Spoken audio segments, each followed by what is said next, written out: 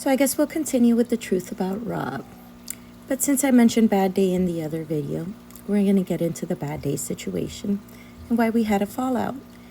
Bad Day, I know you don't want to be a part of any drama, but the truth needs to come out. So, Bad Day was a person that we were mutuals with, and when the whole thing happened with Rob and we let him back into when we let him into our group, he came in with Bad Day. They seemed to have an issue because we had a separate chat with their core group, which we did. I mean, we didn't trust Rob, so we weren't ever going to have him in our core chat, and it wasn't anything to do with Bad Day, but we just really didn't know her like that. Some of us had been mutuals with her for a few years, but none of us really knew her except for Gina. And Gina really cared for her. She was a good friend to her. So here comes this whole situation with Bad Day. There's some sort of issues within the chat. Of course, since Rob came into the chat, it became a lot of fucking drama, a lot of fucking chaos, a lot of fucking shit, because that's what Rob brings. Something that our chat wasn't before. Where, yes, we talked shit, yes, we did shit, yeah. But not to the extreme of just fucked up shit that would happen since Rob came in. So Bad Day, Rob have built a little friendship. They have a lot of stuff in common. So, of course, you know, they live within hours from each other. So it's a good thing, you know. They, after all the issues that they had and all the back and forth that they had and all the really horrible things that Rob had done to her, it was a nice thing to see that they were getting along. We all did. Since in the chat, I guess there was situations where Bad Day had a couple things going on in her home. Personal things we're not going to talk about. That's her own business, and it's not for us to talk about. It has nothing to do with us currently. So Bad Day had issues going on in her home. Maybe we just all had a lot of shit. We're all ADHD. We're all over the place. So maybe we didn't give her the attention that maybe she felt like she required or needed at that moment. Sorry that maybe at that moment we weren't there for you, but she was gone most of the time and would only come into the chat when there was something going on and she just needed somebody to be there for her. Understood. Whatever. Shit happens.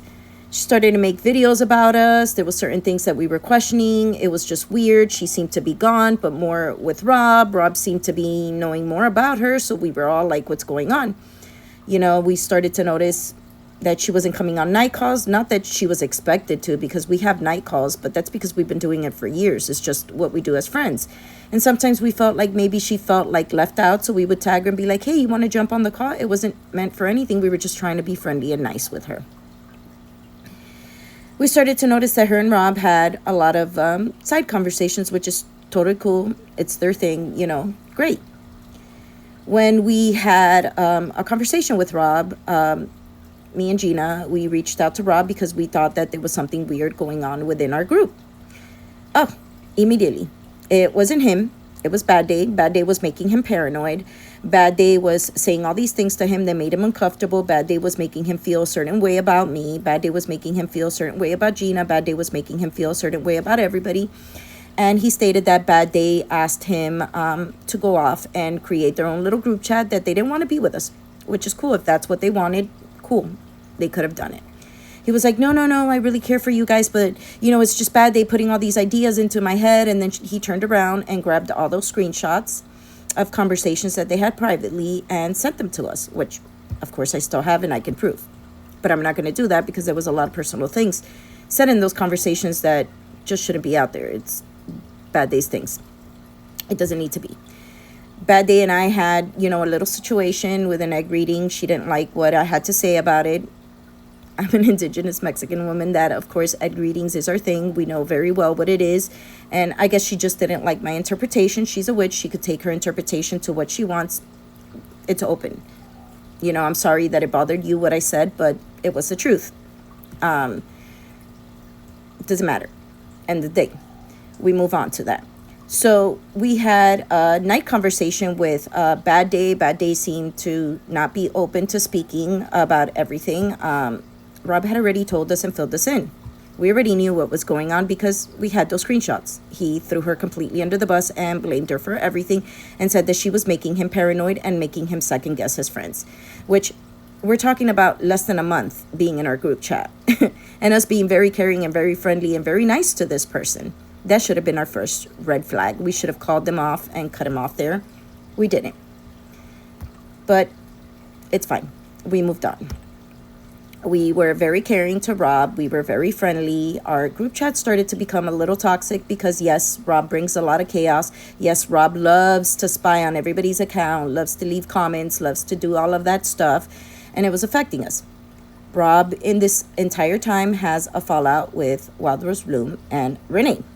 Again, should have not been anything to do with us, but that happens. Rob has this fallout with Wild Rose Bloom and with Renee, but at the end, it also becomes a fallout between Renee and Wild Rose Bloom. Shouldn't have affected us.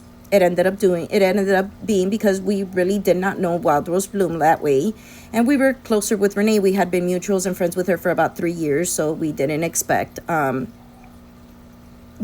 really make friends. I, on the other hand, stayed close with Rose because I really cared for her. I mean, when the whole thing happened with the court with Rob, she was one to help me.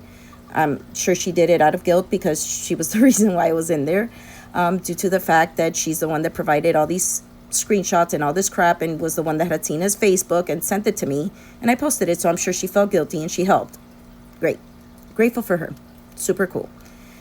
We started to have a lot of issues because of the whole Rose thing. There was issues with the Jane Gang and things like that. So Rob felt that a way that he can come into Jane Gang and be allowed into that little friendship squad was to turn on Rose. So he said he came into our group chat and was like, hey, I just turned in Rose and Renee's chat over to, I believe it was Ghost or Candy at that time, I'm not sure, so that Jane Gang can come for them. And at that time we thought it was really fucked up. Whatever. Renee dropped Rose. Rob ended up rekindling his friendship with Renee, so nothing was really done with Renee. But of course, Rose was a different story. Rose later on went off, became friends with Lou, which I'll get to Lou later. Went off, became friends with Lou, the whole situation with Lou, and I will post, after all these videos in my series, I will post all the proof on everything that I have for each person. So Rose went off and became friends with Lou, which was totally cool. I mean, we didn't know much about Lou except she wanted to be Jane Gang. She was, she purchased nails from Candy, things of that sort. We, again, didn't know much about Lou. So that happens. Renee goes off and gets into, an argument with Rose. Rose leaves her own way. She posts a video about something to do and exposes Renee's BPD. So she exposes Renee's BPD. It's very upsetting because Renee had not been very open about her mental illness prior to it. Rose talks about it. Rob, again, like he always does, and thinks that he's some knight in shining armor, comes to Renee's defense, but in a very threatening way to Rose. When Rose decided to clap back at Rob because he did threaten her, even though we didn't see the screenshot, but Rose was very adamant about the threats, and based on how I see and know that Rob is, I completely believe that he did threaten her. So she calls him a predator. She starts to attack all of us who were supporting Rob because she was upset that, we cut her off and that we stayed friends with Rob and Renee.